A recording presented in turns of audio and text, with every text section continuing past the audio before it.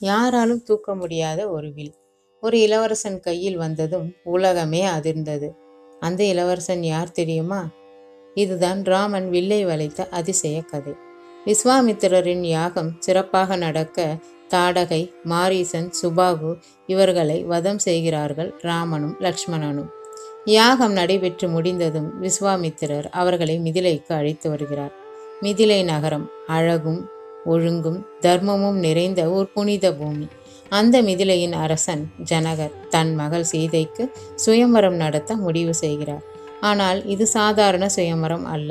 இது தர்மத்தையும் வீரத்தையும் பக்தியையும் சோதிக்கும் சுயம்வரம். ஜனகர் ஒரு அறிவிப்பு வெளியிடுகிறார்.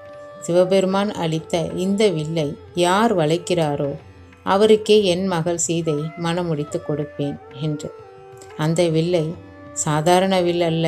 பல அரசர்களாலும் பெரும் வீரர்களாலும் அதை அசைக்க கூட முடியவில்லை. நாடெங்கும் இருந்து பெரும் அரசர்களும் வீரர்களும் மிதிலை நகருக்கு வந்த வண்ணம் இருந்தனர்.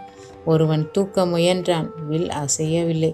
மற்றொருவன் இழுக்கிறான், வில்லே சிரித்தது போல இருந்தது. பலரின் அகந்தை உடைந்தது, பலரின் பெருமை சிதைந்தது.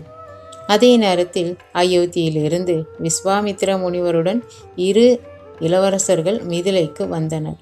ஒருவர் ராமன், மற்றொருவர் லக்ஷ்மணன். அவர்கள் முகத்தில் அகந்தை இல்லை, கண்களில் அகங்காரம் இல்லை. இதயத்தில் இருந்தது தர்மம் மட்டுமே. சுயமர மண்டபத்தில் அந்த வில்லை கண்ட ராமன் விஸ்வாமித்திரரை பார்த்தார். முனிவர் மெதுவாக சொன்னார், ராமா, உன்னால் முடியுமா என்று சந்தேகப்பட வேண்டாம். உன் கடமை என்னவோ அதை செய் என்கிறார். ராமன் மெல்ல வில்லின் அருகே சென்றார். அங்கே இருந்த அனைவரும் மூச்சை அடக்கினர். அத்தனை பெரிய வில்லை ராமன் ஒரு மலர் போல எளிதாக தூக்கினார். அந்த நொடியே மிதிலை நகரம் அதிர்ந்தது. ராமன் வில்லை கையில் எடுத்ததும் அதை வளைத்தார். திடீரென ஒரு பேரொளி. சிவனின் வில் இரண்டாக உடைந்தது. அந்த ஒளி மண்ணையும் விண்ணையும் அதிர வைத்தது. அந்த நொடியே ஜனகரின் கண்களில் ஆனந்த கண்ணீர். இவர்தான் என் மகளுக்கு தகுதியானவர் என்று உரக்க அறிவிக்கிறார். சீதா மலர் மாலையை எடுத்துக்கொண்டு ராமனை நோக்கி நடக்கிறாள். அவளின் முகத்தில் நாணம், கண்களில் பக்தி, இதயத்தில் முழு சமர்ப்பணம். அவள் ராமனின் கழுத்தில் மாலையை அணிவிக்கிறாள். அந்த நொடி அது ஒரு திருமணம் மட்டுமல்ல, தர்மம், பக்தி, வீரத்தின் இணைப்பு. ஆணவம் உடைந்த தருணம், அன்பு வெற்றி பெற்ற தருணம்.